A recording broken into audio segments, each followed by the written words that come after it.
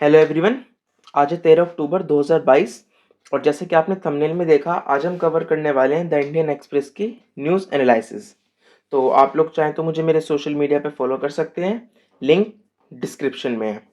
तो बात करेंगे आज पर्सन इन न्यूज़ की। ये जो है हमारे सुप्रीम कोर्ट के सॉलिसिटर जनरल हैं, तुषार मेहता। अभी न्यूज़ में क्यों हैं? इनकी एक स्टेटमेंट की वजह से। स्टेटमेंट है, validity of act may not be covered by Ayodhya verdict. Act क्या है ये एक्ट है प्लेसेस ऑफ वर्शिप एक्ट। वैसे तो आपको शायद पता होगा, पर जिनको नहीं पता उनके लिए ये एक्ट क्या कहता है? ये एक्ट कहता है that all the places of worship except Ram Janmabhoomi, जो कि अयोध्या में है, उसके अलावा जितने भी प्लेसेस ऑफ वर्शिप एक्ट हैं जो 15 अगस्त 1947 को जिस टाइम पर वो थे, वो उसी स्टेट में रहेंगे। मींस अगर 15 अगस्त 1947 को कोई मस्जिद था तो वो मस्जिद रहेगा, कोई मंदिर था तो वो मंदिर ही रहेगा। और इसमें दो एक्सेप्शन केस भी हैं। पहला तो राम जन्मभूमि और दूसरा ASI, जी हाँ, archaeological survey of India. Basically इसमें जो एक एक्सेप्शन केस लिखा है वो ये कहता है कि जो आर्कियोलॉजिकल सर्वे ऑफ इंडिया है वो चाहे तो किसी प्लेस ऑफ वर्शिप एक्ट को हिस्टोरिकल इम्पोर्टेंस और आर्कियोलॉजिकल इम्पोर्टेंस देते हुए वो उसको कन्वर्ट कर सकता है।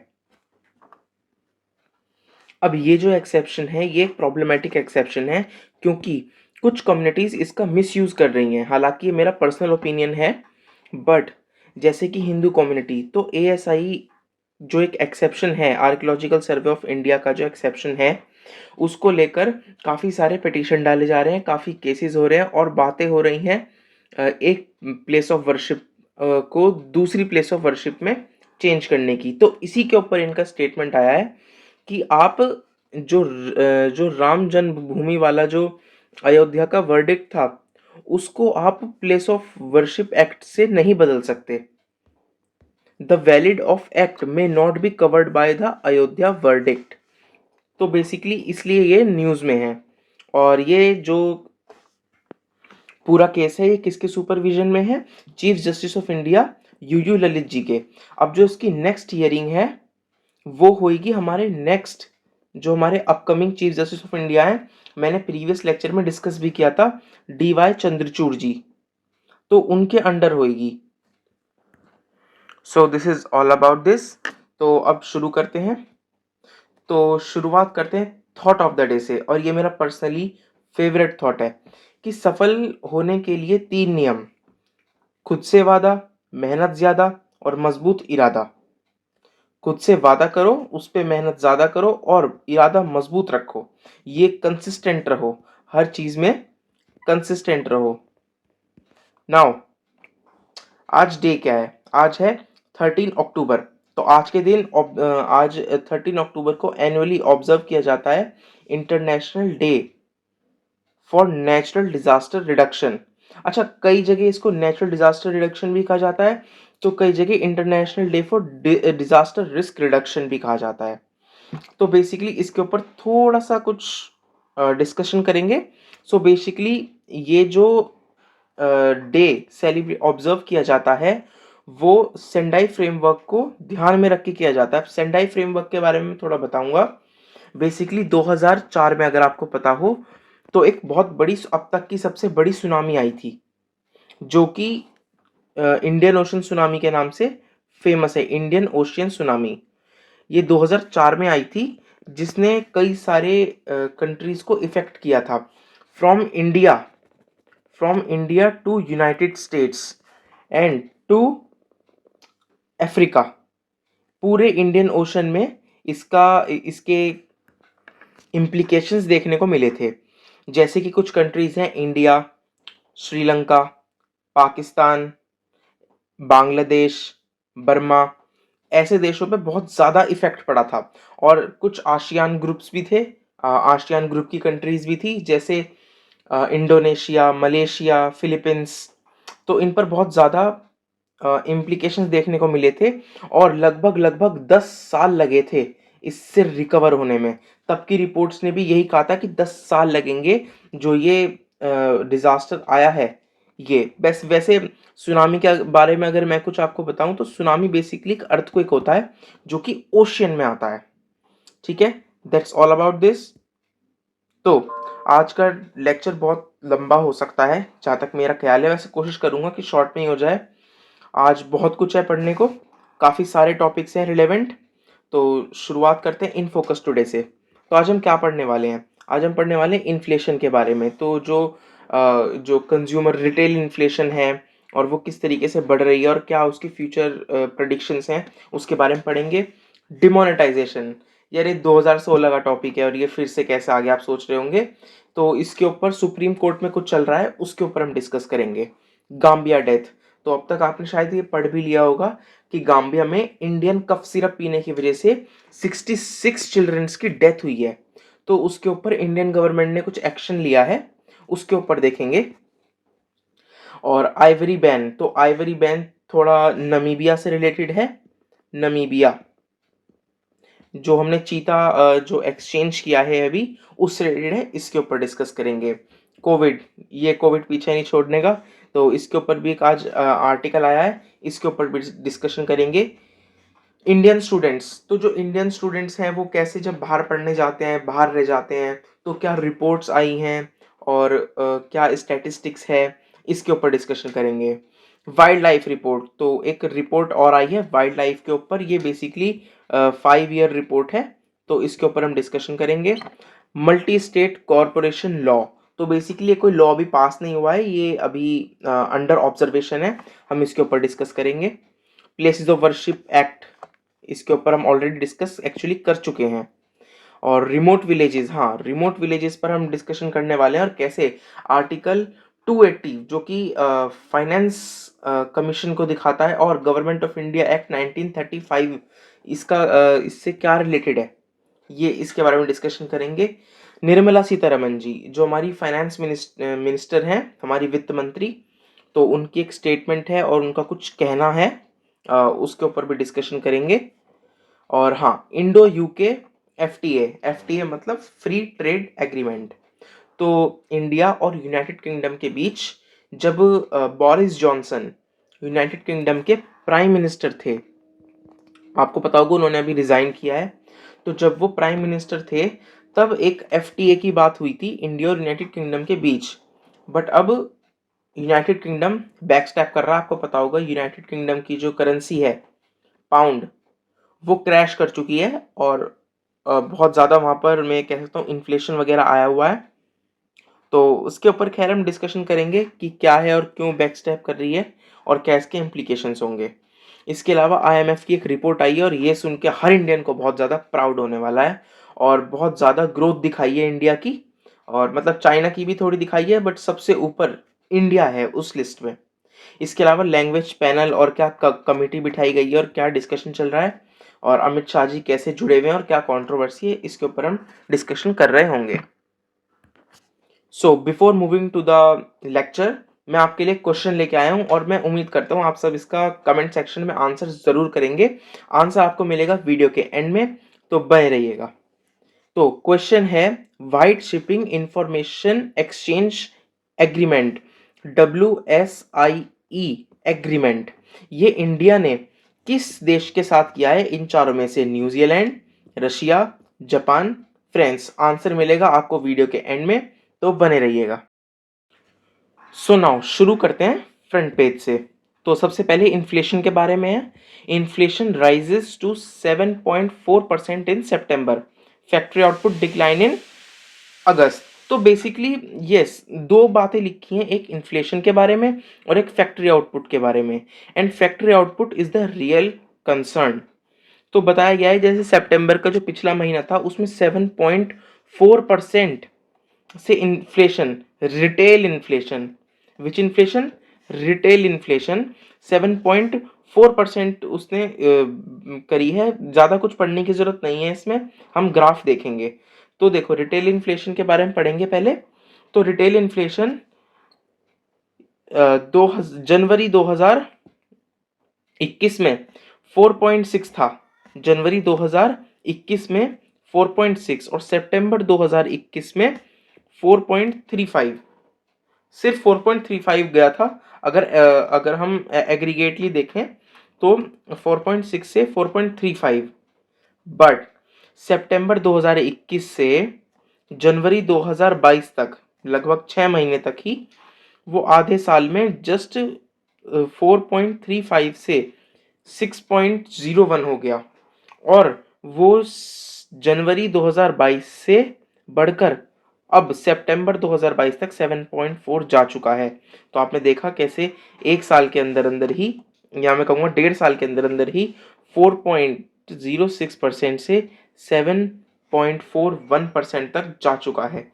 अब वैसे इस बात में ये भी होता है कि जब इन्फ्लेशन आती है तो बाद में जो है रिसेशन भी आती है, और सब रिकवरी होती है, तो तब एम्प्लॉयमेंट जनरेट होता है, प्राइसेस नीचे जाते हैं, और एफडीआई आता है, फॉरेन डायरेक्ट इन्वेस्टमेंट आती है, तो कहीं ना कहीं देश को फायदा होता है। बट यहाँ प्रॉब्लम आती है। प्रॉब्लम ये है कि जो हमारी फाइनेंस मिनिस्टर हैं निर्मला सीतारमन जी, उनकी एक स्टेटमेंट है, हालांकि हम इसको आगे डिटेल में डिस्कस करेंगे, और इसमें हम रुपीज़ के रेट को भी डिस्कस करेंगे, इन्फ्लेशन को भी डिस्कस करेंगे। बट मैं थोड़ा सा आपको इसका ब्रीफ इंट्रोडक्शन देता हूँ कि फाइनेंस मिनिस्ट्री से एक बात बाहर आई है कि जो ये हम ग्रोथ देख रहे हैं, जब इसकी रिकवरी होगी, डेफिनेटली होगी, it's a economic cycle, recovery होती है और होगी भी, तो रिकवरी तो होगी, बट वो रिकवरी ज़्यादा कुछ फर्क नहीं लाएगी किसमें, फैक्ट्री आउटपुट में। Yes, this is the real problem, कि जब जिस टाइम पर रिकवरी होगी तब ज़रूरी नहीं है कि फॉरेन डायरेक्ट इन्वेस्टमेंट ज़्यादा है और फैक्ट्री आउटपुट रिकवर करे फिर से।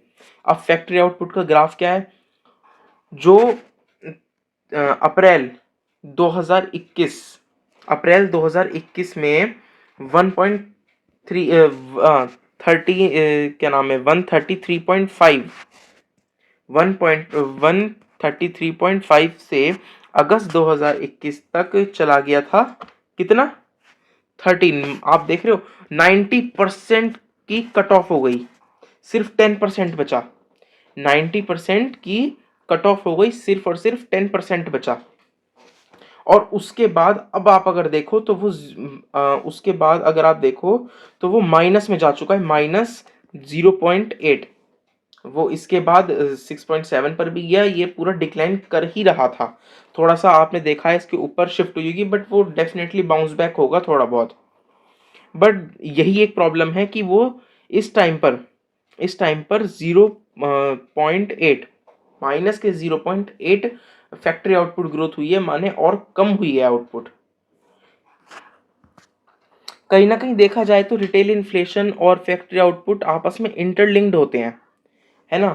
तो आरबीआई की अगर हम बात करें कि आरबीआई क्या स्टांस है और आरबीआई क्या उन्होंने स्टेप्स लिए हैं, तो देखो आरबीआई का ऐसा है कि वो एक टफ फेज से गुजर रहा है, क्योंकि जब मैंने बताया इन्फ्लेशन के बारे में, वो दोनों क्या है, आपस में इंटरलिंक्ड है, फैक्ट्री आउटपुट। तो अगर फैक्ट्री आउटपुट के लिए बात करें तो आरबीआई की तरफ से भी यही है कि राइजिंग इंपोर्ट्स, हम बहुत ज़्यादा इंपोर्ट्स बढ़ा रहे हैं। हाँ, हमारे एक्सपोर्ट्स कम हुए हैं, अगर पाकिस्तान से कहो तो हमारे इंपोर्ट्स कम हुए हैं, सॉरी एक्सपोर्ट्स कम हुए हैं हमारे, बैन वगैरह होने के बाद। कल मैंने डिस्कस भी किया था, और भी ऐसी कुछ चीज़ें हुई हैं, कोविड वगैरह ने तो कर ही दिया, उल्टा करेंसी पर प्रेशर आया है, क्रूड ऑयल के प्राइसेस, और ये क्रूड ऑयल के प्राइसेस बढ़े हैं, बहुत ज़्यादा शूट अप हुए हैं।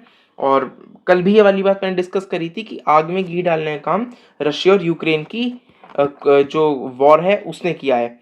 बट एक और बड़ी प्रॉब्लम है, ये भी हम आगे डिस्कस करेंगे, क्रूड ऑयल के प्राइसेस और ज़्यादा बढ़ने वाले हैं, बहुत ज़्यादा बढ़ने वाले हैं, क्योंकि जो ओपेक कंट्रीज़ हैं, जो ये ओपेक कंट्रीज़ हैं प्लस रशिया, और ओपेक में मेनली जो है सऊदी अरेबिया, तो ये इन्होंने क्या करा है, ये एक आर्टिफिशियल तरीके से क्रूड ऑयल के प्राइसेस बढ़ाने वाले हैं, क्योंकि इन कंट्रीज़ के हाथ में है कैसे अपनी जो इनकी मैन्युफैक्चरिंग है, जो प्रोडक्शन, सॉरी, जो क्रूड ऑयल की प्रोडक्शन है उसमें कट ऑफ करके। तो जब ये क्रूड ऑयल को की जो सप्लाई है उसको कट ऑफ करेंगे तो प्राइस फिर से शूट अप करेंगे। ये इकोनॉमिक्स का कॉन्सेप्ट है कि जब सप्लाई कम हो जाती है तो जो प्राइसेस होते हैं वो राइज हो जाते हैं। तो प्रॉब्लम ये नहीं है कि क्रूड ऑयल के प्राइसेस बढ़े हुए हैं, वो इशू नहीं है, वो तो हम धीरे धीरे उसको रिकवर करते, ऐसे मेजर्स लेते, ऐसे स्टेप्स लेते कि हम फिर से उसको रीगेन कर पाते अपनी पोजीशन को। बट प्रॉब्लम ये है कि क्रूड ऑयल के प्राइस और भी ज़्यादा बढ़ने वाले हैं और इसके ऊपर रिसेंटली एक कॉन्फ्लिक्ट हुई है, वो मैं आगे डिस्कस करूँगा। न्यूज़पेपर में अभी नहीं आया है बट मैं डिस्कस करूँगा कि कैसे जो बाइडन ने डायरेक्टली इस चीज़ को कंडेम किया है। सऊदी अरेबिया के जो क्राउन प्रिंस और अभी वो प्राइम मिनिस्टर बन चुके हैं सलमान, तो उनको भी कहा है। देखो शुरू से देखा गया है कि यूनाइटेड स्टेट्स और सऊदी अरेबिया के रिलेशंस बहुत ज़्यादा स्ट्रॉन्ग रहे हैं, बहुत अच्छे रहे हैं। बट कुछ टाइम से प्रॉब्लम आ रही है जब से बेसिकली हम कह सकते हैं जो बाइडेन पावर में आए हैं। पिछले साल देखा गया कि जो बाइडेन ने सऊदी अरेबिया के क्राउन प्रिंस को कॉल करी और उन्होंने उनकी कॉल नहीं उठाई। और अब देखा ये जा रहा है कि जो बाइडेन है वो सीधा सीधा कंडेम कर रहे हैं और कह रहे हैं हम आप पे सैंक्शंस लगाएंगे अगर आप ऐसा करेंगे तो खैर देखते हैं क्या होगा। बट हाँ ये तो साफ है कि क्रूड ऑयल के प्राइस बढ़ेंगे ही बढ़ेंगे। हमारी करेंसी जो अभी एक दो साल पहले तक 72 के आसपास थी, अभी वो 82 के आसपास जा चुकी है और कुछ रिपोर्ट्स का तो ये कहना है कि 85 86 को भी क्रॉस करेगी। 85 86 के मार्क को हमारी करेंसी क्रॉस करेगी। तो ऐसा नहीं है कि आरबीआई ने कुछ करा नहीं है, मतलब आरबीआई ने करा है। उन्होंने रेपो रेट्स को कंट्रोल किया है, जो उनकी फिजिकल पॉलिसी है, जो मॉनेटरी पॉलिसी है और उनके बजट्स हैं उनको थोड़ा सा टाइटन किया है, डेफिनेटली किया है, हायर ग्रोथ रेट्स के लिए करा है। This is enough for this news. अब नेक्स्ट तरफ बढ़ते हैं। Lakshman rekha there but we need to examine demonetisation. तो मैंने इन फोकस में डिस्कस किया था डिमोनेटाइजेशन के बारे में कि ये फिर से चर्चा में है, तो ये क्या है और सुप्रीम कोर्ट ने क्या, इसका सुप्रीम कोर्ट का क्या रोल है इसमें और लक्ष्मण रेखा क्या कॉन्सेप्ट है इसमें, इसके ऊपर डिस्कस करेंगे। सो नाउ बेसिकली चल क्या रहा है, चल ये रहा है, मैं आपको थोड़ा सा बताता हूँ। न्यूज़पेपर में थोड़ा ये चीज़ एब्सेंट है। बेसिकली कुछ पिटीशंस फाइल हुई थी, कुछ पिटीशंस फाइल हुई थी सुप्रीम कोर्ट में against demonetisation, against demonetisation of 2016। तो जो 2016 में डिमोनेटाइजेशन हुए थे 500 और 1000 के करेंसी नोट्स के, उनके ऊपर पिटीशन फाइल हुई थी कि क्या ये जस्टिफाइड था। तो इसके ऊपर सुप्रीम कोर्ट ने कहा है कि it is our duty, it is the duty of constitutional bench to answer it one way और अनदर। मतलब कैसे भी जवाब दो, बट ये कॉन्स्टिट्यूशन बेंच की, सुप्रीम कोर्ट के जो बेंच है 5 मेंबर्स के बेंच की ड्यूटी बनती है इसको जवाब देना। तो ये केस एक्सेप्ट कर लिया गया है और इसकी जो हियरिंग है, the matter will be heard on 9 नवंबर को इस मैटर की हियरिंग होगी। तो अब डिमोनेटाइजेशन पर सुप्रीम कोर्ट डिस्कस क्या करने वाली है। तो देखो सुप्रीम कोर्ट का एक सीधा स्टांस है, क्या है कि हम हमारी एक लक्ष्मण रेखा है कि भाई गवर्नमेंट ने कोई पॉलिसी निकाली है तो ये नहीं है कि हम गवर्नमेंट के कुछ उनके अगेंस्ट में काम करें या उनके फॉर में काम करें। तो इसलिए हम इसके ऊपर कोई डिस्कशन नहीं करने वाले हैं कि क्या इंटेंशंस थी गवर्नमेंट की, क्या डिज़ायर थे और क्या वो चाहते थे। हम डिस्कस इस पे करेंगे कि जो जो प्रोसीजर फॉलो किया गया, जो तरीके अपनाए गए वो ठीक थे, क्या वो जस्टिफाइड थे और क्या उसमें गलतियां थी और कौन कौन कौन पनिशेबल है। क्योंकि एक बात तो साफ है, डिमोनेटाइजेशन के बाद कोई बदलाव नहीं आया, इनफैक्ट इनफैक्ट ब्लैक मनी बढ़ा है। अब वो कैसे बढ़ा है, क्यों बढ़ा है, एक तो चीज़ ये देखी गई कि 500 के और 1000 के नोट्स को जब डिमोनेटाइज किया गया तो 1000 की जगह 2000 के नोट्स आए, जिसकी वजह से ब्लैक मनी रखना और आसान हो गया। हालांकि अगर आप स्टैटिस्टिक्स देखो तो कुछ टाइम से आरबीआई ने 2000 के नोट्स प्रिंट करने बंद कर रखे हैं। आप खुद याद करो आखिरी बार आपके हाथ में 2000 का नोट कब आया था। तो काफ़ी कम हो गई है 2000 के नोट की सर्कुलेशन। और आरबीआई ने अब इनफैक्ट अपने पास रख रखे हैं स्टॉक बनाकर 2000 के नोट्स का। तो ये चीज़ इसमें दो दो पॉइंट इसमें डिस्कसेबल हैं, इसके बारे में मैं बात करूँगा। पहला, देखो, पहली चीज़ तो ये कि जो सुप्रीम कोर्ट में चल रहा है, और जो कंटिन्यू पेज नंबर 4 है, वो आगे पेज नंबर में क्या है मैं आपको बताता हूँ। वो इंडियन एक्सप्रेस की अपनी कुछ रिपोर्टिंग है, तो उस पर भी डिस्कस करेंगे डेफिनेटली। अभी यहाँ डिस्कस करते हैं। तो कहा क्या गया है, the demonetisation of 500 and 1000 currency notes, इनके ऊपर डिस्कशन हो रहा है। तो अब सुप्रीम कोर्ट का कहना है, the wisdom of government is one aspect of matter. तो जो गवर्नमेंट का विजडम था, जो उनका इसके पीछे जो उनकी मंशा थी, वो एक अलग चीज है। And we know where the Lakshman Rekha is, हमें अपनी लिमिट्स पता हैं, तो हम उस चीज़ में इंटरफेयर नहीं कर रहे कि क्या गवर्नमेंट के डिज़ायर्स थे, क्या उनकी विजडम थे, क्या उनकी उसके पीछे की मंशा थी।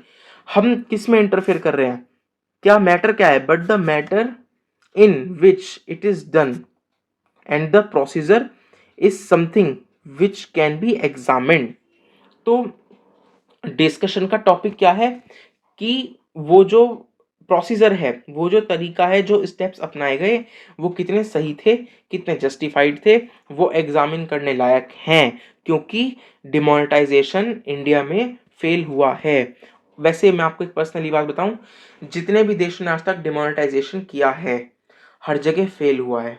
ये एक रिकॉर्ड है, और इंडिया इसका सबसे बड़ा एग्जाम्पल है, क्योंकि इंडिया एक बहुत बड़ी इकोनॉमी है, एक सेंटर ऑफ द वर्ल्ड कह सकते हैं वो है। और पूरी दुनिया ने इस न्यूज़ को फॉलो किया था, हर न्यूज़ चैनल पे, हर न्यूज़ आउटलेट पे उस time India demonetisation, 500 and 1000 currency notes, यही सब ट्रेंड कर रहा था। नाउ ये तो बात रही सुप्रीम कोर्ट में जो चल रहा है, सुप्रीम कोर्ट के डिस्कशन की। अब बात है इंडियन एक्सप्रेस के एक रिपोर्टिंग की। तो देखो उसमें क्या बताया गया है। इंडियन एक्सप्रेस ने नवंबर 2018 में एक रिपोर्टिंग की थी, हालांकि ये एग्जाम पर्सपेक्टिव से ज़्यादा रिलेवेंट नहीं है, बट एक बार मैं इसको फिर भी बताना चाहूँगा। उन्होंने रिपोर्ट किया था that less than 4 hour before the prime minister announce the demonetisation on 8 November 2016 the central board of RBI gave it's approval.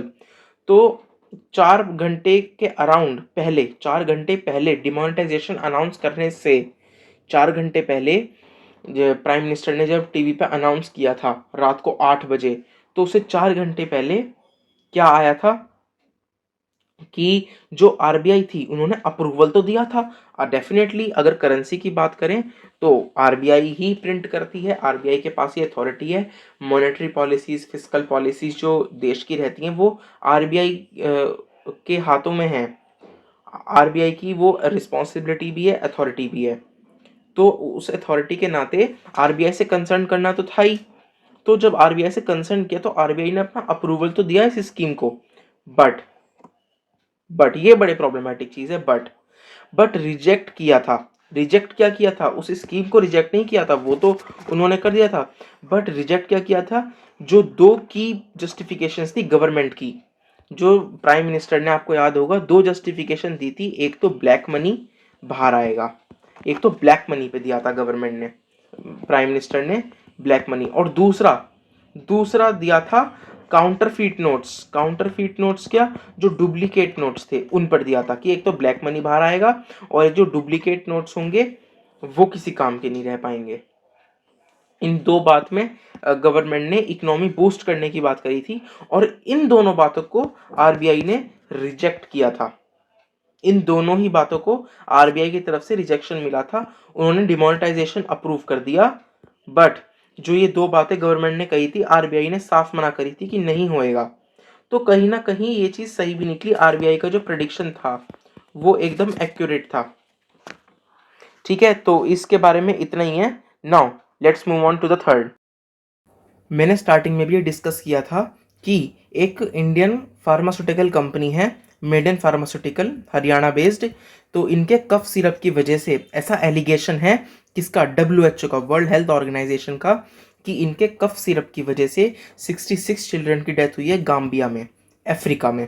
तो पहले मैं आपको थोड़ा सा इसका बैकग्राउंड बताता हूँ। पहली बात तो ये मेरा एक सवाल है आपसे कि दुनिया का फार्मास्यूटिकल हब किसे कहा जाता है? Which country is known as the pharmaceutical hub of the world? Answer is India. India दुनिया का फार्मास्यूटिकल हब कहलाया जाता है। दुनिया की लगभग लगभग सभी बीमारियों की मेडिसिन इंडिया में बनती हैं और लगभग सभी देशों में, लगभग दुनिया के सभी देशों में इंडिया अपनी एक्सपोर्ट करता है।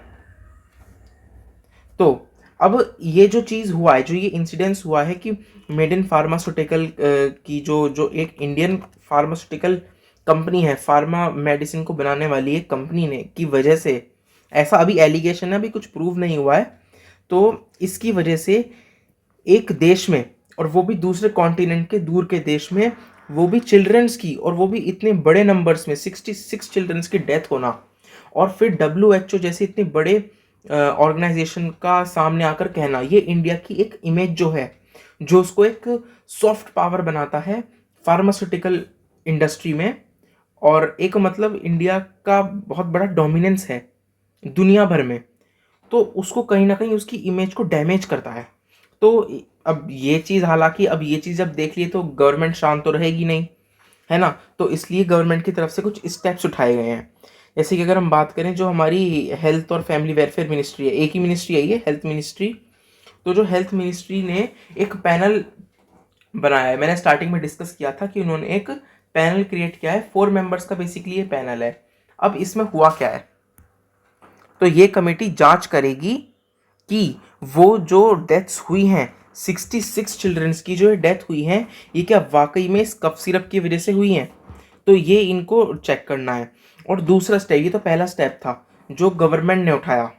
जो दूसरा स्टेप गवर्नमेंट ने उठाया है वो ये है कि जो ये मेड इन फार्मास्यूटिकल है, इसको टेम्परेरीली इसकी यहाँ पर मैन्युफैक्चरिंग स्टॉप कर दी गई है। इसकी मैन्युफैक्चरिंग स्टॉप करी गई है। क्यों? इसी रीज़न की वजह से कि दुनिया भर में जो इंडिया का डोमिनेंस है, जो इंडिया की इमेज है फार्मास्यूटिकल इंडस्ट्री में, उसको हार्म ना हो, इसलिए गवर्नमेंट ने एक स्ट्रिक्ट एक्शन लिया है। अच्छा, इसके अलावा जो एक कमिटी है, अब इस पैनल की बात करते हैं, जो 4 मेंबर की ये पैनल है, इसने अब तक क्या किया है। तो बेसिकली इस कंपनी ने इसकी फैक्ट्री में, और जो इनकी जो स्टॉक्स था इनके पास, उसमें इन्होंने जांच करी है और एक दो चीज़ें पता चली हैं। क्या पता ये चला है कि sources said that among the shortcoming found were missing in batch numbers. एक तो बैच नंबर्स में कमी है, और दूसरा dates of manufacturing and expiry. तो जो वो इनवॉइस पर है वो प्रॉपरली नहीं है। क्या मिसिंग है?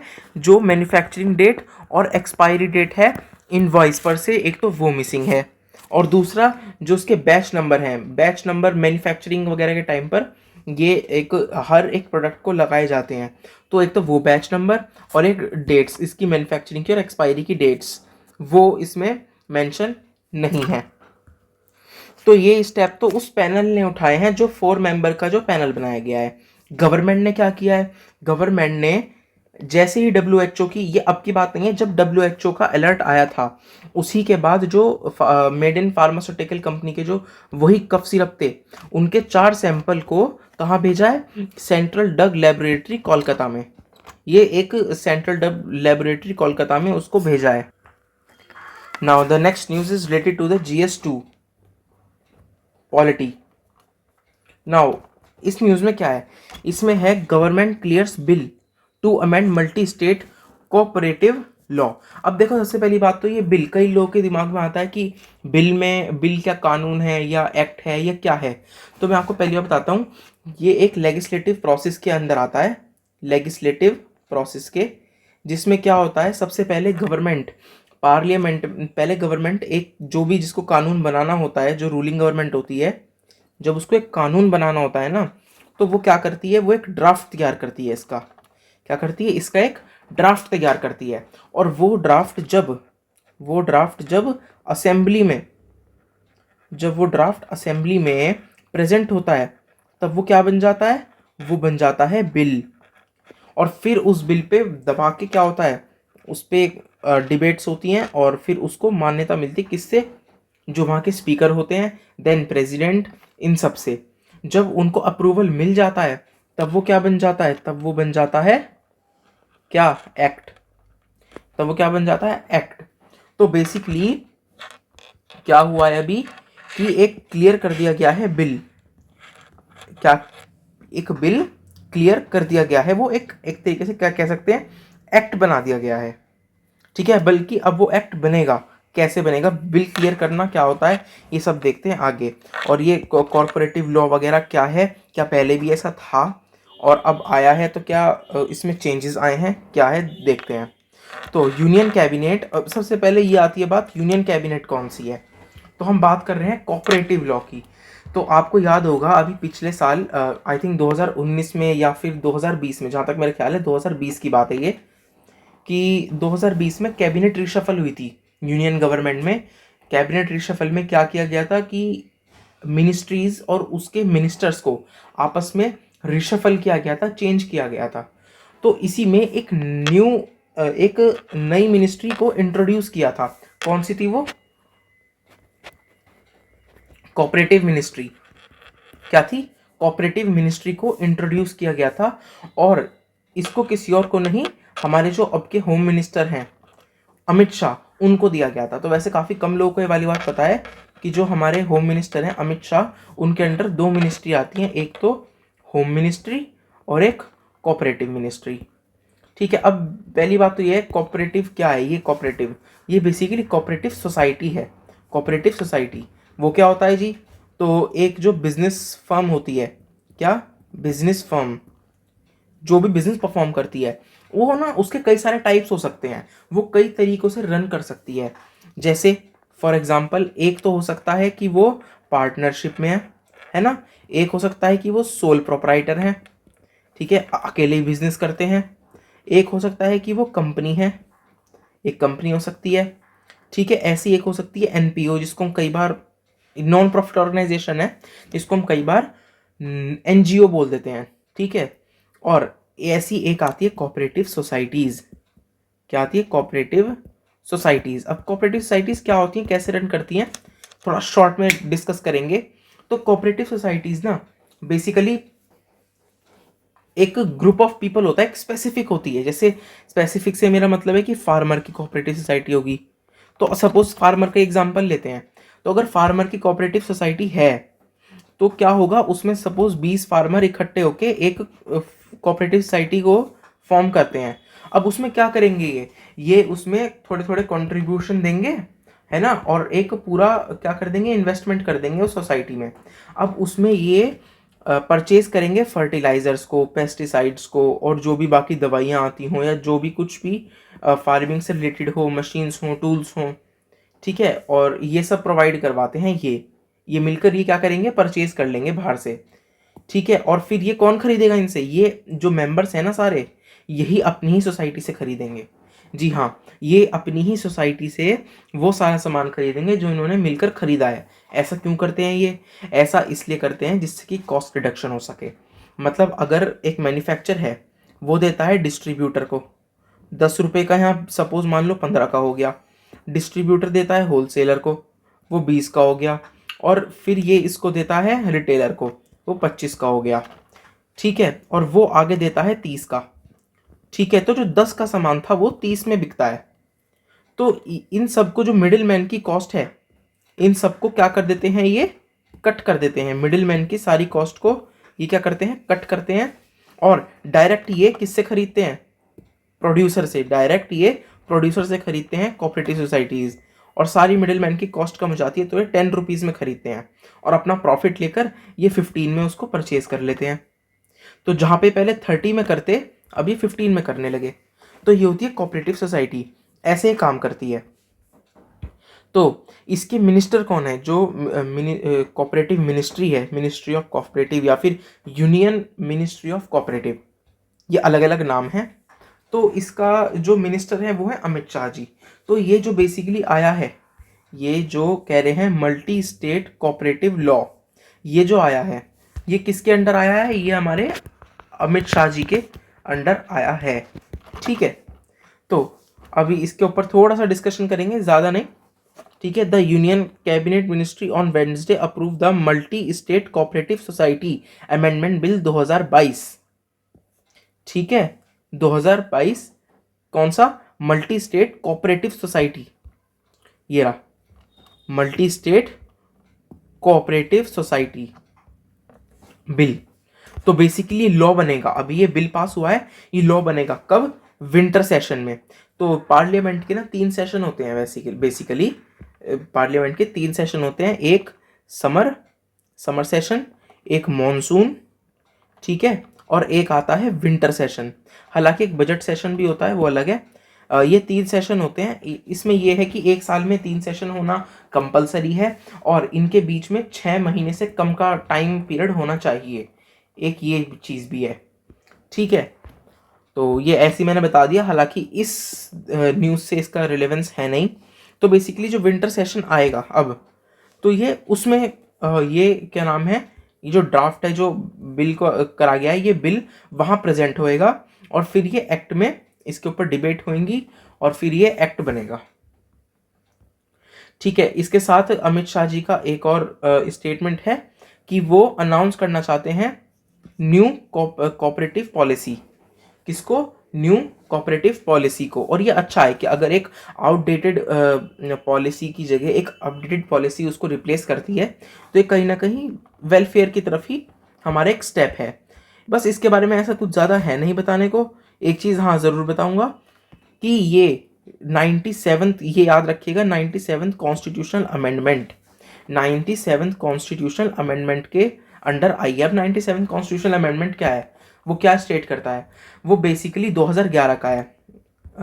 अमेंडमेंट जो है ये 2011 का 97th कॉन्स्टिट्यूशनल अमेंडमेंट 2011। अब क्या था ये बेसिकली क्या था?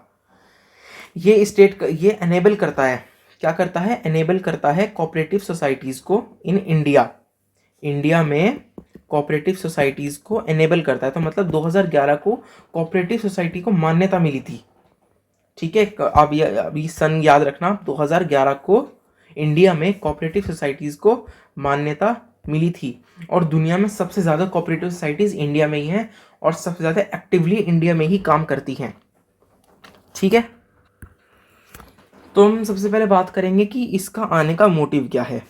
ठीक है, तो सीधी सीधी लाइन लिखी है, it will improve the governance, reform electoral process, strengthening monitoring mechanism और improve composition of board, enhancing transparency, ये सबसे इंपॉर्टेंट है, एनहेंसिंग ट्रांसपेरेंसी, अकाउंटेबिलिटी और improve ease of doing business, increase financial discipline, है ना, enable raising funds for in multi state cooperative societies.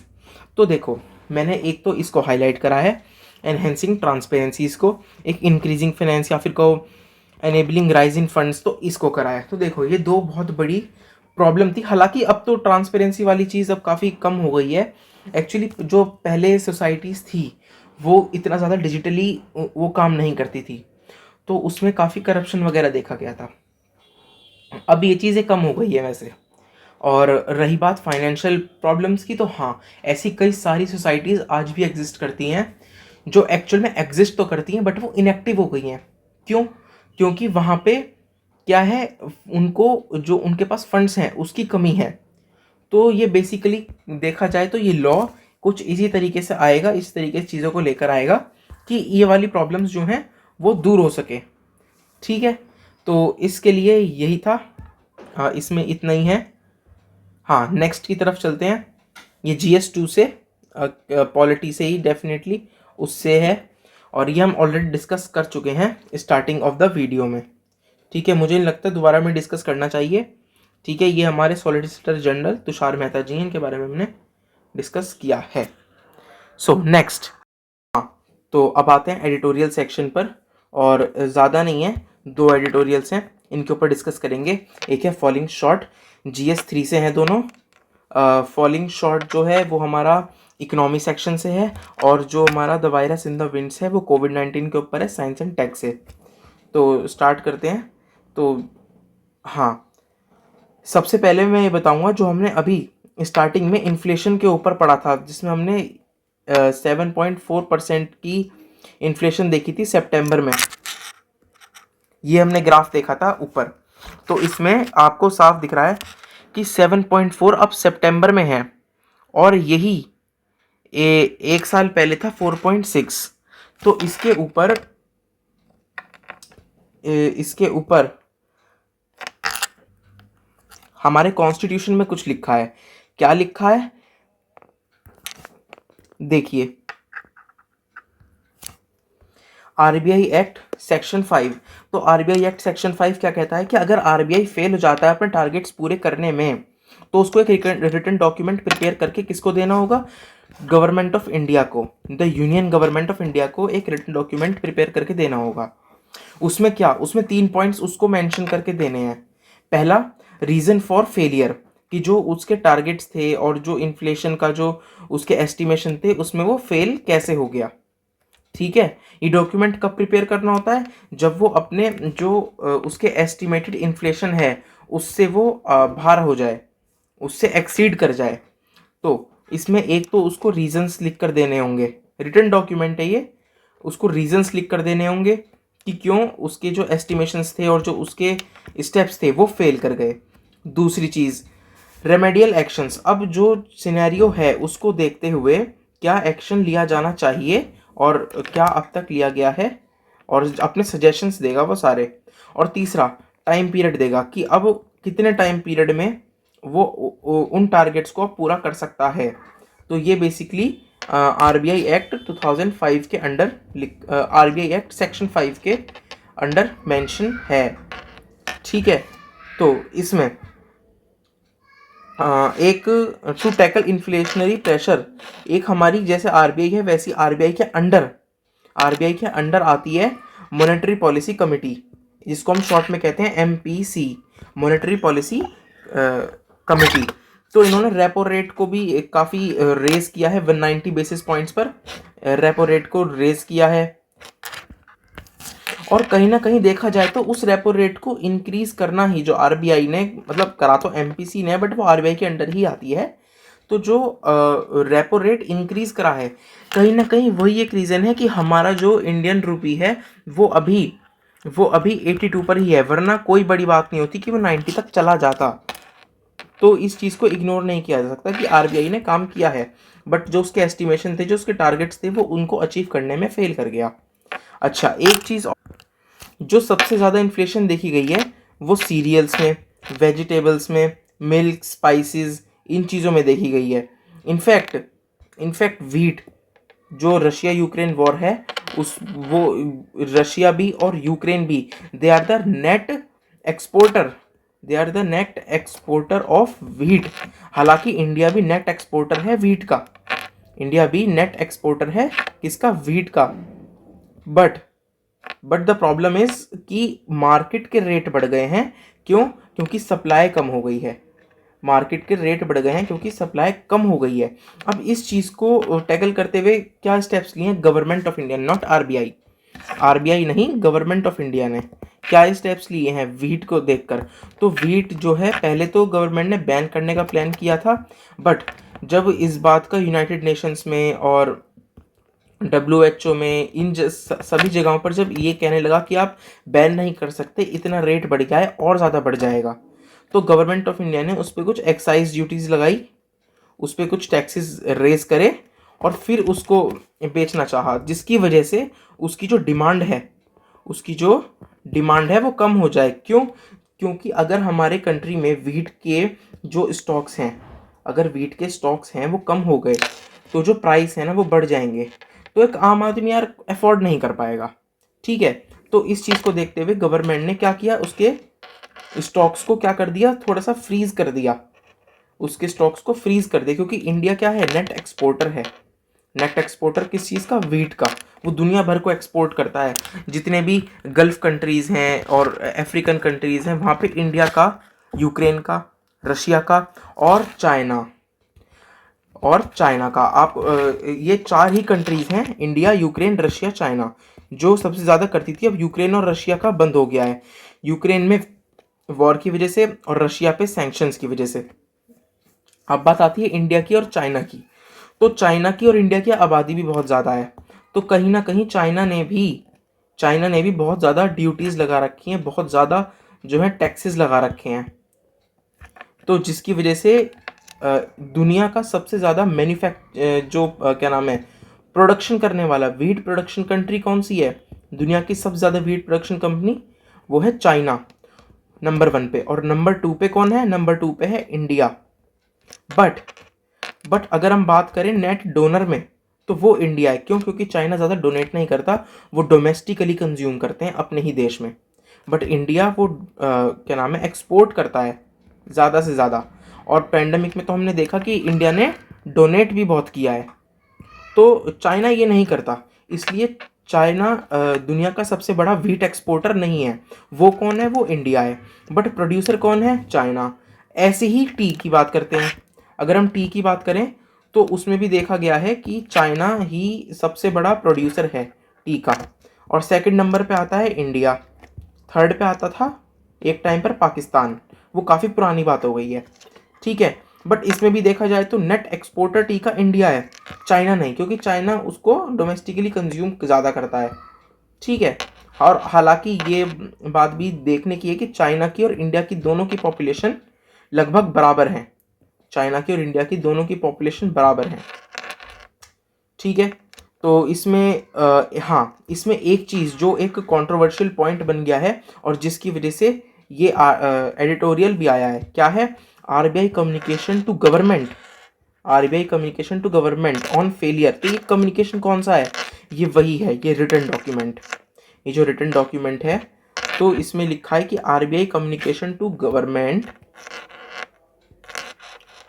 On failure to meet inflation must be placed in public domain. मतलब जो RBI written document देगा वो public domain में दे। अब मैं बताता हूँ एक्चुअली प्रॉब्लम क्या हुआ है। जो आरबीआई के गवर्नर हैं, करंट गवर्नर कौन? शक्तिकांत दास। जो शक्तिकांत दास हैं आरबीआई गवर्नर, उन्होंने क्या कहा है रिपोर्टेडली? उन्होंने कहा है कि सेंट्रल बैंक मतलब RBI will not place this report in public domain. RBI जो ये रिपोर्ट है, जो 3 पॉइंट्स की रिपोर्ट आएगी, ये पब्लिकली नहीं देगा। ये क्या देगा? एनोनिमसली देगा। किसको? गवर्नमेंट ऑफ इंडिया को सीक्रेटली। वो पब्लिकली उसको पब्लिश नहीं करेगा। तो इस पर एक कंट्रोवर्सी खड़ी हुई है कि आरबीआई क्यों नहीं कर रहा है, क्या आरबीआई अपनी क्यों गलतियां छुपा रहा है, और क्या बातें हैं। और कई सारे इकोनॉमिस्ट का भी यही कहना है कि अगर ये डॉक्यूमेंट पब्लिश नहीं करते हो तो एट द एंड इंडिया को ही फायदा है। क्योंकि जब यार देखो, जब एक डॉक्यूमेंट पब्लिश होता है ना, तो सिर्फ उसको पढ़ने वाली सरकार ही नहीं होती, कई सारी ऐसी इकोनॉमिक एजेंसियां होती हैं। आईएमएफ है, क्या नाम है, वर्ल्ड ट्रेड ऑर्गेनाइजेशन है। तो ऐसी और भी कई, मनी कंट्रोल है, प्राइवेट भी होती हैं, कई सारे न्यूज़पेपर्स होते हैं। अब जैसे मैं इंडियन एक्सप्रेस पढ़ा रहा हूँ, तो एक फाइनेंशियल एक्सप्रेस भी है इंडियन एक्सप्रेस का ही। तो ये लोग भी इसके ऊपर रिसर्च करेंगे। कई सारे जो इंडिपेंडेंट इकोनॉमिस्ट्स होते हैं वो इसके ऊपर रिसर्च करते हैं, वो इसको पढ़ते हैं। तो कहीं ना कहीं जो कंक्लूजन निकल सकता है, जो मेजर्स लिए जा सकते हैं, वो सजेशंस जो होंगे, एक तो वो रुक जाएंगे, और दूसरा आरबीआई ने जो गलतियां करी हैं, जो हमारी सरकार ने गलती करी है, वो छुप जाएंगी। तो ये ट्रांसपेरेंसी के खिलाफ है। किस चीज़ के? ट्रांसपेरेंसी, अकाउंटेबिलिटी, ठीक है। तो इसको इंश्योर करने के लिए ये इनको पब्लिक डोमेन में पब्लिश करना चाहिए। It is a privileged communication from central bank to government. ये उनका कहना है कि ये क्या है? प्रिविलेज्ड कम्युनिकेशन है। आज तक तो याद नहीं था उनको कि क्या था क्या नहीं था, बट आज जब उनसे गलती हो गई है और अब उनको पब्लिश करना है, तो उनको याद आ रहा है कि ये तो प्रिविलेज्ड डॉक्यूमेंट है सेंट्रल बैंक और गवर्नमेंट के बीच का, आरबीआई और सरकार के बीच का, तो इसको हम पब्लिकली नहीं देंगे। तो इसमें बेसिकली इतना ही है। तो जो इस एडिटोरियल का यही कहना है कि RBI communication to government on failure to meet inflation must be placed on public domain, ठीक है। Now the next editorial, the virus in the wings. देखो यार, ये भी जीएस 3 से है, साइंस एंड टेक से, ठीक है। Science and tech. अब एक चीज़ तो साफ है, देखो यार कोविड पीछे नहीं छोड़ रहा भाई, है ना। कितना ही इससे दूर भाग लो, ये बार बार घूम फिर के आ ही जाता है, तो ये फिर आ गया। तो क्या कहा है कि डिस्पाइट पेंडेमिक फटीग, की मतलब पेंडेमिक फिट काफ़ी ज़्यादा सिकड़ गया है, कॉन्ट्रास्ट हो गया है, ज़्यादा नहीं है। But but it is important to remember that we are not free of Covid. Covid कम है बट हम फ्री नहीं है कोविड से। ठीक है, अब मैं ऐसे ही नहीं कह रहा हूँ, हम पूरे स्टैटिस्टिक्स पे बात करेंगे, सारे फिगर्स दिखाऊंगा मैं आपको क्यों हम फ्री नहीं हैं। देखो पहली बात तो ये आती है कि जो वर्ल्ड वाइड केसेस हैं कोविड के, वर्ल्ड वाइड केसेस हैं कोविड के, वो 5 लाख डेली हैं। हालांकि ये इतना बड़ा फिगर नहीं है 5 लाख डेली, है ना। इंडिया में देखो तो 3,000 डेली हैं। अब देखो इंडिया की बात करो तो इंडिया की तो पॉपुलेशन बहुत ज़्यादा है, 3,000 कुछ नहीं है इंडिया के हिसाब से। इंडिया जो है अकॉर्डिंग टू द एस्टिमेशन 2024 से पहले या may be the next year तक इंडिया जो है चाइना को बीट कर देगा पॉपुलेशन के मामले में। India will be the most populous country of the world. ठीक है, तो इस मोस्ट पॉपुलेशन कंट्री वाले वर्ल्ड में जो 150 करोड़ की जो पॉपुलेशन होने वाली है, उसमें 3,000 तो कुछ नहीं होते। ठीक है, although these numbers are not alarming, the virus continues to be matter of concern. ठीक है, द वायरस तो कंसर्न बना रहेगा, ये वाली बात हम भूल नहीं सकते। तो अब हाँ, डेथ की बात करें, देखो यार अब दो ही चीज़ हो सकती है कोविड से। ठीक है, कोविड से क्या होगी, दो चीज़ें होंगी, एक तो बंदे की डेथ होएगी, या फिर वो क्या सर्वाइव कर जाएगा। अब देखो यार वो सर्वाइव डेथ हो रही है तो एक प्रॉब्लमेटिक चीज़ है, बट अगर सर्वाइव कर रहा है दैट डजंट मीन्स कि ये बिल्कुल ठीक चीज़ है। यहाँ पे आती है एक्चुअल प्रॉब्लम, यहाँ पे आता है the concept of long Covid. ये लॉन्ग कोविड क्या है, ये कोई ऐसा लंबा कोविड नहीं, कहीं आप नाम से सोचो कि सालों सालों तक लगा रहेगा, नहीं। लॉन्ग कोविड का मतलब ये है कि कोविड हो जाने के बाद और उससे रिकवरी हो जाने के बाद कुछ चीज़ें, कुछ सिम्टम्स, कुछ प्रॉब्लम्स बॉडी में, ह्यूमन बॉडी में रह जाती हैं। और आपको मैं मज़े क्या बताऊंगा, ये 200 प्रॉब्लम्स जांची गई हैं, 200 सिम्टम्स जो लॉन्ग कोविड की वजह से हुए हैं, 200। और ये काउंटिंग आगे बढ़ेगी ही बढ़ेगी। ठीक है, तो अब तक 200 कोविड के कह सकते हैं साइड इफेक्ट्स देखे गए हैं, 200 टाइप के। और 80% अडल्ट को जब ये कोविड होता है तो 80% अडल्ट को ये लॉन्ग कोविड हो ही जाता है। ठीक है, करंटली अगर हम बात करें तो 30 करोड़ समझते हैं, 300 मिलियन, शायद 300 मिलियन है अगर मैं गलत ना हूं तो, yes 300 million people are suffering from long covid. ठीक है, तो ये कोई ऐसा नहीं है कि कोविड चला गया या कोविड जो है हम उसको बिल्कुल भूल जाएं। अब अगर करंटली बात करें कि कोविड चला गया, नहीं कोविड नहीं गया। यूनाइटेड किंगडम में 50,000 करंट केसेस हैं यूनाइटेड किंगडम में। यूके की जो पॉपुलेशन है वो ज़्यादा नहीं है, तो उस हिसाब से 50,000 बहुत ज़्यादा होते हैं। अब अगर हम बात करें कोविड जो 19 में आया था, 2019 में, फिर 2020 के एंड में, और फिर 21 के एंड में, तो हमने देखा कि वो कब आया था, विंटर्स में ही आया है। वो कोविड 19 का फर्स्ट केस देखा गया था नवंबर में, नवंबर 2019 में। इंडिया में वो जनवरी के अराउंड आया है आई थिंक। ठीक है, जनवरी या फरवरी के अराउंड आया है वो, फर्स्ट सेकंड केस देखे गए थे गुजरात में। ठीक है, तो वो इंडिया में कब देखा गया, कम से कम अब से मतलब 2020 में, इन स्टार्टिंग दिसंबर 2000 शुरुआत में। ठीक है, विंटर्स में तो देखा गया है कि विंटर्स में सब ज़्यादा आता है। फर्स्ट वेव आई वो विंटर में आई, सेकंड आई वो भी विंटर में आई थी। ठीक है, और थर्ड वेव भी विंटर में आई। सेकंड सबसे ज़्यादा मैं कह सकता हूँ हज़ार्डियस थी, थर्ड का तो पता भी नहीं चला। बट अब आ रहा है चौथा साल, तो फोर्थ वेव आ सकती है क्या, चांसेस हैं क्या। तो देखो चांसेस की बात तो यही है कि हम फैक्ट्स पे बात करें। हर साल विंटर में केसेस बढ़ते हैं, ग्राफ ऊपर जाता है नीचे आता है, हर साल ऐसे ही हो रहा है। तो इस साल भी चांसेस हैं कि विंटर में कोविड फिर से रिवाइव करे। तो हम ये भूल नहीं सकते, we have to remember that we are not free of covid, we are not free of covid right now. ठीक है, ये वाली बातें भूली नहीं जा सकती। तो बस इसमें इतना ही है। हाँ, एक स्टडी के बारे में इसमें और बात करी, और कुछ रिलेवेंट नहीं है इसमें। मैंने पूरा पढ़ लिया है। एक स्टडी के बारे में बात करी गई है कि जो डोजेज़ हैं कोविशील्ड की, ठीक है, कोविशील्ड की जो डोजेज़ हैं, अब यहाँ पे कोविशील्ड मेंशन है, बट ये बेसिकली कोविड की वैक्सीन के बारे में बात हो रही है, ठीक है। तो उसमें कोवैक्सीन भी आ सकती है, फाइज़र भी आ सकती है, ठीक है। तो इसकी जो डोजेज़ हैं, वो जो प्रोटेक्शन को प्रोवाइड नहीं कराएंगी, बिल्कुल भी नहीं कराएंगी प्रोटेक्शन प्रोवाइड, अगर उनको 25 से ऊपर वीक्स हो चुके हैं लगे हुए, ठीक है। अगर उनको 25 से ऊपर वीक्स हो चुके हैं लगे हुए, लगभग 6 महीने अगर उनको हो चुके हैं, तो वो नहीं कराएंगे, कोई प्रोटेक्शन नहीं कर पाएंगी तुम्हारा। अब इसमें गवर्नमेंट ने क्या स्टेप्स लिए हैं और क्या एक्चुअल में कराया जा सकता है, वो है बूस्टर डोज, ठीक है। Booster dose government of India free में बूस्टर डोज प्रोवाइड करवा रही है। मेरा तो ये सजेशन है कि आप लोग भी करवाओ। मैं भी 3rd डोज मेरे लग चुकी है, बूस्टर डोज।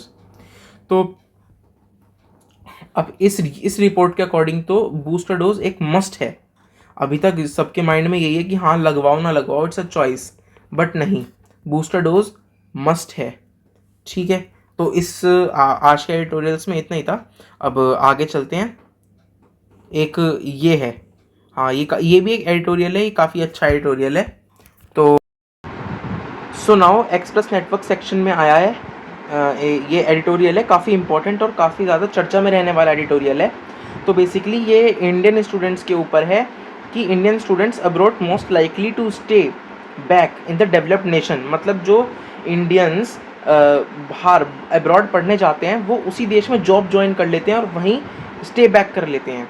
ये रिपोर्ट आई है, और ये रिपोर्ट है कौन सी, इस रिपोर्ट का नाम है इंटरनेशनल इमिग्रेशन आउटपुट, ठीक है। इसके बारे में पढ़ेंगे, और ऐसा नहीं है कि हम पहली बार इसके बारे में सुन रहे हैं, इसके बारे में पढ़ रहे हैं, हम पहले भी इसके बारे में कर चुके हैं, और गवर्नमेंट भी काफ़ी सारे स्टेप्स ऑलरेडी उठा चुकी है इस कदम पे, ठीक है। तो अभी हाल ही में नरेंद्र मोदी जी का एक हमारे प्राइम मिनिस्टर का एक वीडियो वायरल हो गया था। उन्होंने कहा था brain drain into brain gain, कि गवर्नमेंट कन्वर्ट करेगी brain drain into brain gain. अब ब्रेन ड्रेन क्या है, बेसिकली जो ब्रेन ड्रेन है वो ये दिखाता है कि जो हमारे इंडिया का ब्रेन है वो कैसे बाहर के देशों में जाकर काम करता है और बाहर के डेवलप्ड कंट्री को और डेवलप्ड बनाता है। हम हमेशा बात करते हैं गूगल का सीईओ, माइक्रोसॉफ्ट का सीईओ, आईबीएम का सीईओ, स्टारबक्स का सीईओ, ट्विटर का सीईओ, इतने सारे हमारे लोग बैठे हुए काम कर रहे हैं। रिसेंटली यूनाइटेड किंगडम के फाइनेंस मिनिस्टर, वो प्राइम मिनिस्टर बन सकते थे बट वो हार गए उस चुनाव में। ऋषि सुनाक, वो भी इंडियन ओरिजिन है। यूनाइटेड स्टेट्स की वाइस प्रेसिडेंट कमला हैरिस, वो इंडियन ओरिजिन है। तो काफ़ी सारे इंडियन ओरिजिन के लोग हैं जो बाहर रहकर काम करते हैं। हालांकि कमला हैरिस है, और ये जो कमला हैरिस जैसे लोग ब्रेन ड्रेन की कैटेगरी में नहीं आएंगे। वो कौन आएंगे, वो ऋषि सुनाक जैसे लोग आएंगे, सुंदर पिचाई जैसे लोग आएंगे, जो आईआईटी से पढ़े इंडिया के और बाद में गूगल की एक अमेरिकन कंपनी में जाकर काम करने लगे और वहीं सेटल भी हो गए। तो ये ब्रेन ड्रेन की प्रॉब्लम है, और ये सिर्फ इंडिया में नहीं है। एक और देश है जिसमें इसके बारे में बहुत ज़्यादा चर्चा कही है, एक है चाइना। तो इंडिया और चाइना दोनों की ये प्रॉब्लम है। तो ब्रेन ड्रेन इसको कहते हैं। और ब्रेन गेन, ये हमारे प्राइम मिनिस्टर ने अपनी एक स्टेटमेंट देते हुए कहा था, एक स्पीच देते हुए ये स्टेटमेंट दी थी कि अब गवर्नमेंट कन्वर्ट करेगी ब्रेन ड्रेन को इनटू ब्रेन गेन, ठीक है। ब्रेन गेन मतलब कि यहीं के स्टूडेंट्स यहीं रहेंगे, ठीक है। In other words the government is keen on retaining the talent at home, ठीक है। इसके बारे में हम डिस्कस कर रहे होंगे।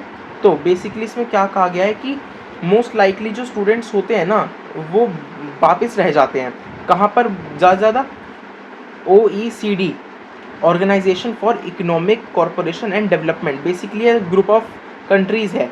क्या है, ग्रुप ऑफ कंट्रीज़, 38 कंट्रीज़ आती हैं इसमें, लाइक कनाडा, यूरोप की सारी कंट्रीज़ लगभग, जैसे कनाडा है, फिनलैंड है, यूनाइटेड किंगडम है, ऐसी कंट्रीज़, ठीक है। अभी रिसेंटली एक सेंट्रल अमेरिकन कंट्री इसमें शामिल हुई है, इसको ज्वाइन करा है OECD को। तो वो आप बताना कमेंट सेक्शन में। चलिए मैं ही बता देता हूँ, वैसे आप कमेंट करेंगे नहीं। जो उस कंट्री का नाम है वो है कोस्टा रिका। क्या है, कोस्टा रिका, ठीक है, इस कंट्री ने भी इसको ज्वाइन किया है OECD को। तो क्यों हो रहा है ऐसा, क्या रीजंस हैं, ठीक है, उसमें वो हम डिस्कस करेंगे, बट इसमें नहीं है वो रीजंस, इस आर्टिकल में वो रीजंस नहीं है, हम डिस्कस कर लेंगे। तो बेसिकली क्या हो रहा है, स्टैटिस्टिक्स जानते हैं इसकी। तो स्टूडेंट्स ऑफ चाइना और इंडिया, जो जो स्टूडेंट्स जाते हैं बाहर, जैसे सपोज 100% गए चाइना के, तो उसमें से 20% स्टूडेंट्स, 22% स्टूडेंट्स चाइना के रह जाते हैं, इंडिया के 10% रह जाते हैं बाहर। तो चाइना का इंडिया से भी ज़्यादा बुरा हाल है, कहीं ना कहीं वो उनकी डेमोक्रेसी और जो उनके फ्रीडम वगैरह है वहाँ वो भी इस फैक्टर में इंक्लूड हो जाता है, जैसे इस टाइम रशिया के साथ हो रहा है, ठीक है, रशिया से लोग बाहर भाग रहे हैं। यही नॉर्थ कोरिया के साथ हो सकता था, बट वो क्लोज़ करके रखते हैं, वहाँ उनके सिटीजन्स का बाहर जाना अलाउ नहीं है, वहाँ पे वो कुछ अलग ही देश है, ठीक है। तो ये चीज़ चाइना के साथ देखी जाती है, 22% स्टूडेंट्स वापस नहीं आते हैं। ऐसे ही इंडिया में 10% ऑफ द स्टूडेंट्स बाहर ही जॉब ज्वाइन कर लेते हैं। रिपोर्ट में एक फैक्ट है, और जो कि एक्चुअली पता भी है, रिपोर्ट में भी ये मेंशन है कि about 1/3 of the world's population aged 20 to 29 live in these two countries. मतलब जो दुनिया की मोस्ट इफ़ेक्टिव, मैं कहूँगा मोस्ट इफ़ेक्टिव जो एक एज ग्रुप है, जो सबसे ज़्यादा इकोनॉमी में पार्टिसिपेट करता है, जो एक्चुअल में सबसे ज़्यादा आर्मी में पार्टिसिपेट करता है, जो जिसको देखकर पॉलिसीज़ बनाई जाती हैं, जो एक्चुअल में स्टूडेंट कहलाता है, जो एकदम सेंटर होता है किसी भी देश का, वो 1/3 तो इंडिया और चाइना में ही मिलते हैं दुनिया में। 20 से लेकर 29 तक की एज के जो लोग होते हैं, 20 से 30 तक की एज के मान लो, तो वो 1/3 तो चाइना में ही मिलते हैं। चाइना की पॉपुलेशन, चाइना और इंडिया में मिलते हैं। चाइना और इंडिया की पॉपुलेशन ही इतनी है, और उसमें भी जो यंग हैं वो बहुत ज़्यादा हैं, इसलिए चाइना और इंडिया हर चीज़ में तरक्की भी कर रहे हैं। अभी अगर हम बात करें जापान की, तो जापान ने एक टाइम पे बहुत तरक्की करी, बट अब धीरे धीरे उनकी जो इकोनॉमी है वो स्लो डाउन हो रही है। क्यों? क्योंकि उनकी पॉपुलेशन बूढ़ी होती जा रही है, उनकी पॉपुलेशन जापान की थोड़ी बूढ़ी होती जा रही है, ठीक है। तो सबसे ज़्यादा इफ़ेक्टिव तो एज ग्रुप 20 to 29 वाला होता है, तो वही इन दो कंट्रीज़ में है 1/3, दुनिया का 1/3, और यही एक स्टूडेंट होते हैं जो बाहर जाके पढ़ते हैं। तो ये काफ़ी एक, हम कहेंगे, रिमार्केबली डिफरेंट एक बिहेवियर है, ठीक है। तो ये जो है दोनों, इंडिया और चाइना, ये 2 लार्जेस्ट ग्रुप है इंटरनेशनल स्टूडेंट्स की दुनिया में। और हाँ, इसके बारे में एक चीज़ और है कि चाइना की ना एक तो थोड़ी पॉपुलेशन ज़्यादा है, और उल्टा चाइना के जो स्टूडेंट्स हैं वो ज़्यादा बाहर जाते हैं। चाइना के जो स्टूडेंट्स हैं वो कंपैरेटिवली ज़्यादा बाहर जाते हैं। अब अगर हम बात करें कि चाइना के रहते तो ज़्यादा हैं, जाते तो ज़्यादा हैं, पर रहते इंडिया के ज़्यादा हैं। मतलब क्या है इसका? इसका मतलब ये है कि जितने इंडिया के जाते हैं उसमें कम परसेंटेज तो इंडिया का है, बट नंबर ऑफ स्टूडेंट्स का चाइना है। परसेंटेज जैसे 100 में से 20 चले गए तो 20% इंडिया के जाते हैं, 100 में से 20 गए। बट अगर चाइना की बात करें तो चाइना के अगर जाते हैं 50, तो 50 में से 30 वहाँ रह जाते हैं। तो जिसकी वजह से परसेंटेज ज़्यादा, क्या नाम है, उनकी जो है परसेंटेज कम होती है, बट नंबर ऑफ स्टूडेंट ज़्यादा होते हैं चाइना के, ठीक है। ये इतना ही है इस आर्टिकल में, और कुछ ज़्यादा एक्स्ट्रा है नहीं। बट हाँ, एक बात को मैं बार बार यहाँ पर पॉइंट आउट करूँगा, ब्रेन ड्रेन और ब्रेन गेन की, ये टर्म्स, ब्रेन ड्रेन और ब्रेन गेन, ठीक है। Now move on to the next.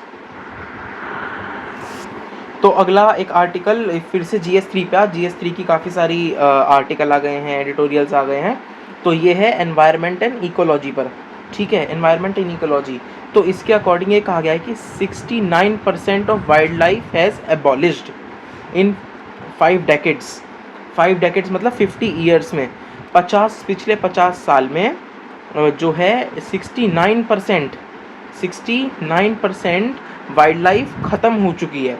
ये रिपोर्ट ने शो किया। रिपोर्ट कौन सी है? लाइफ प्लैनेट रिपोर्ट है, जिसको बनाया WWF ने। WWF वो वाला नहीं, ये WWF है, वर्ल्ड वाइल्ड लाइफ फंड, ठीक है। ये इन्होंने रिपोर्ट ये लेके आए हैं, तो इसमें इन्होंने यही बताया है कि 69% ऑफ वाइल्ड लाइफ जो है डिक्लाइन हो चुकी है, सिर्फ 37% रिवर हैं जो अपने नेचुरल स्टेट में है इस टाइम। ठीक है, 94 जो कैरेबियन रीजन्स हैं, 94 कैरेबियन रीजन्स वो डिक्लाइन हो चुके हैं इस टाइम पर, लैटिन अमेरिका के जो जिसको कहा जाता है साउथ अमेरिका के। ठीक है, 55% of Asia Pacific average decline, 66% of average decline in Africa. तो इन सब का जो एग्रीगेट निकलता है वो कहीं ना कहीं निकलता है 69% जो है वो वाइल्ड लाइफ एबॉलिश हो चुकी है पिछले 50 साल में। और एक स्टेटमेंट और यहाँ पर ये लिखिए, ये रिपोर्ट ये बताती है कि around the world the main driver of wild life population decline और habitat degradation, loss, exploitation, introduction of invasive species, pollution, climate change, disease और लैंड यूज़ का चेंज होना।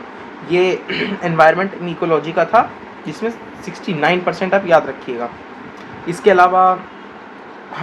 अलावा ये है कि अब बजट सेशन आ रहा है। मैंने थोड़ी देर पहले आपको बताया भी था कि बजट सेशन आता है। तो बजट कब आता है? बजट डे कौन सा होता है? 1 फरवरी। क्या इंडिया का बजट डे होता है 1 फरवरी। और उससे एक दिन पहले मतलब 31 जनवरी को इकोनॉमिक सर्वे आता है। यहाँ पे आता है यूनियन बजट और 31 जनवरी को आता है इकोनॉमिक सर्वे। तो बेसिकली क्या है ये इकोनॉमिक सर्वे? जो हमारा बीता हुआ साल है, मतलब जो हमारा साल निकल रहा है, जिस साल में हम चल रहे होते हैं, जो साल निकल गया होता है ऑलमोस्ट, उसकी जो इकोनॉमिक एनालिसिस होते हैं कि क्या हमारे एस्टिमेशन थे, क्या हमारे टारगेट्स थे, हमने कितना अचीव किया है, किस में अच्छा करा है, किस में बेकार किया है, किस में जो हमारे टारगेट्स थे सिर्फ उतना ही किया है। ठीक है, ये तो एक तो होता है वो। और अगले दिन आता है क्या? Union budget. तो यूनियन बजट में क्या होता है अगले दिन? यूनियन बजट में जो हमारा अपकमिंग ईयर है, इसमें तो जो पास्ट वाला ईयर होता है और इसमें जो हमारा अपकमिंग ईयर होता है। तो यूनियन बजट में अपकमिंग ईयर के जो हैं टारगेट सेट करे जाते हैं और एस्टिमेशंस रखे जाते हैं। ठीक है, और यूनियन बजट के फिर अगले साल इकोनॉमिक सर्वे फिर से आता है। वो बताता है कि जो यूनियन बजट में हमारे टारगेट थे वो हमारे क्यों पूरे नहीं हो पाए और कितने पूरे हो पाए और क्या है। तो ये होता है बेसिकली। तो यूनियन बजट वाला दिन आ रहा है 1 फरवरी। तो बजट बनाना, तैयार करना है। अब जो बजट है इंडिया का वो तैयार करना है। तो ये हमारी फाइनेंस मिनिस्टर हैं निर्मला सीतारमण जी, तो इनके अंडर ही बजट बनाया जाएगा। ठीक है, तो इसमें इन्होंने एक स्टेटमेंट दी है कि ग्रोथ जो हमारी होगी टॉप फोकस होगी, ग्रोथ हमारी टॉप फोकस होगी। ऐसा कोई खास स्टेटमेंट तो नहीं है, बट इसमें बात यह है, इन्होंने एक चीज़ और कही है, वो हम पहले भी थोड़ा डिस्कस कर चुके हैं। इन्होंने ये कहा है कि जो भी हमें अभी डिक्लाइन देखने को मिले हैं वो डिक्लाइन हमारे चलेंगे। देखो, हमारी जीडीपी बहुत ज़्यादा बढ़ रही है। ठीक है, हमारी जीडीपी बहुत अच्छे से बढ़ रही है, नो डाउट, बट जीडीपी बढ़ना is not the success of the nation. ठीक है, हमारा पर कैपिटा इनकम, हमारी जो पर कैपिटा इनकम होती है, हमारा ग्रोथ रेट में होता है, इंफ्रास्ट्रक्चर होता है हमारा ग्रोथ रेट में, तो ये सब चीज़ें आती हैं और वो यहाँ पर लैक हैं। ठीक है, तो ये इसमें यही डिस्कशन है कि GDP is not the accurate measure to measure the development of a nation. ठीक है, इसके अलावा एक ये, इसमें ज़्यादा कुछ डीपली पढ़ने का है नहीं। इसके अलावा एक और है GS2 से इंटरनेशनल रिलेशंस, और थोड़ा बहुत आप GS3 से कनेक्ट कर सकते हैं इसको इकोनॉमी सेक्शन से, क्योंकि FTA की बात हो रही है। मैंने वीडियो के स्टार्टिंग में आपको FTA के बारे में बताया, क्या है? Foreign trade agreement. ठीक है, फ्री ट्रेड एग्रीमेंट। अब free trade agreement United Kingdom के साथ होना था और ये डील हुई थी जब बोरिस जॉनसन, जो यूनाइटेड किंगडम के उस टाइम के जो उनके प्राइम मिनिस्टर थे, बोरिस जॉनसन, उनके टाइम पर। फिर उसके बाद कौन बनी? Liz Truss. ठीक है, तो अब लिज ट्रस के टाइम पर ये क्या कर रहे हैं? वर्ज ऑफ कोलैप्स, मतलब जो एग्रीमेंट होने वाला था किसके? इंडिया और यूनाइटेड किंगडम के बीच में, वो अब शायद टूट सकता है, वो शायद अब कैरी फॉरवर्ड ना हो। बट ऐसा क्यों? क्या रीजंस हैं? तो देखो इसके रीजंस तो कुछ यही हैं कि शायद यूनाइटेड किंगडम को ऐसा कुछ लग रहा है कि या तो इंडिया को इससे ज़्यादा फ़ायदा है, यूनाइटेड किंगडम को उतना नहीं है, यूनाइटेड किंगडम को उतना नहीं है। और दूसरी चीज़ ये भी है कि यूनाइटेड किंगडम की ना जो करेंसी है, करेंसी जिसको कहते हैं हम पाउंड, वो बहुत ज़्यादा गिर चुकी है। एक टाइम पर एक यूएस डॉलर में एक पाउंड में लगभग 100 यूएस डॉलर आ जाते थे। आज के टाइम में एक पाउंड में 1 यूएस डॉलर ही आता है। तो काफ़ी ज़्यादा इनकी बिल्कुल मैं कह सकता हूँ करेंसी जो है इनकी क्रैश कर गई है। वो किस लिए? वो था लोन की जो माफ़ी करवाई थी इन्होंने।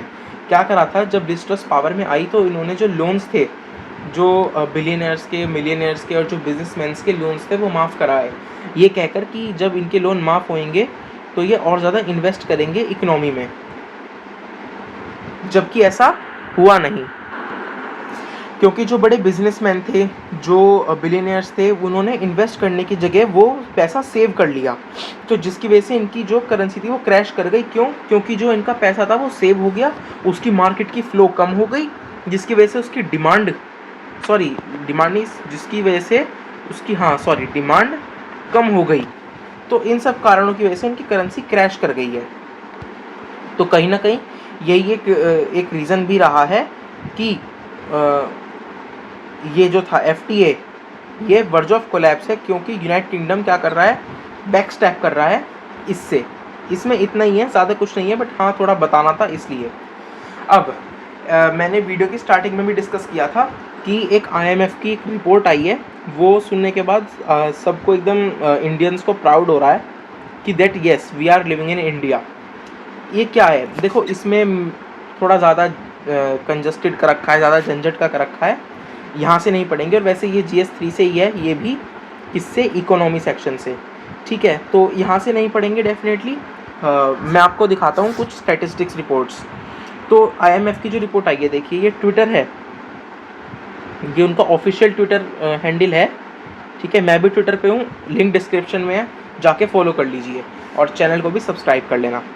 तो उन्होंने फोरकास्ट करी है, जैसे नास्ट्रोदमस थे ना, वो क्या करते थे, वो भविष्यवाणी करते थे। तो पता नहीं कुछ IMF को भी कुछ हो जाता है कभी कभी, ये भी कुछ भविष्यवाणी कर देते हैं।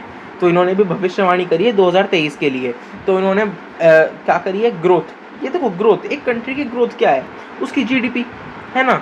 एक इंसान की ग्रोथ क्या होती है? उसकी इनकम, उसकी सैलरी या इनकम जो भी कहो। तो एक कंट्री की, अगर एक पूरे कंट्री की बात करें तो एक सैलरी, एक क्या कहेंगे, इनकम, वो क्या होती है? वो GDP तो होती है। तो GDP की बात करिए बेसिकली। तो इसमें ये दिखाया है कि किस तरीके से दुनिया भर के बड़े बड़े जो दिग्गज देश हैं ना, उनकी इकनॉमी कैसे इस टाइम पर बड़ी मात खा रही है, ठीक है। जैसे आप देखो यूएस की जो इकनॉमी है वो सिर्फ 1% ग्रोथ करेगी, सिर्फ 1% ग्रोथ करेगी। आप देखो 1%, स्पेन, जापान की 1.6, सिर्फ 1.6, कनाडा की 1.5, ठीक है। और अब देखो रशिया की ऑलरेडी -4% तक कर चुकी है इस साल, अराउंड -4% तक ये कर चुकी है, और ये 2.3% और करेगी। और वो भी 4% से इसलिए इतना कम हुआ है क्योंकि सैंक्शंस के बाद बहुत ज़्यादा उसकी इकनॉमी कोलैप्स कर गई है, एकदम लगभग कोलैप्स ही कर गई है रशिया की इकनॉमी, ठीक है। तो 2.3% कम होगी उल्टा। और ऐसे ही इटली की 0.2% कम होगी। जर्मनी, मतलब इकोनॉमिक हाउस ऑफ यूरोप, जिसमें इतनी बड़ी इकनॉमी है, आज भी जर्मनी की इकनॉमी इंडिया से ऊपर है।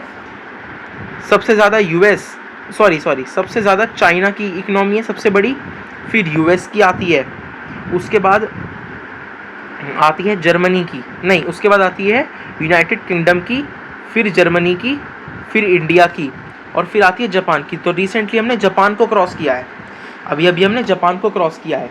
और अब आप देखो जर्मनी की 0.3%, जो जापान को कहा जाता है सबसे यूरोपियन यूनियन में, क्योंकि यूनाइटेड किंगडम ने तो यूरोपियन यूनियन छोड़ दिया, तो यूरोपियन यूनियन में सबसे बड़ी इकनॉमी किसकी है? जर्मनी की।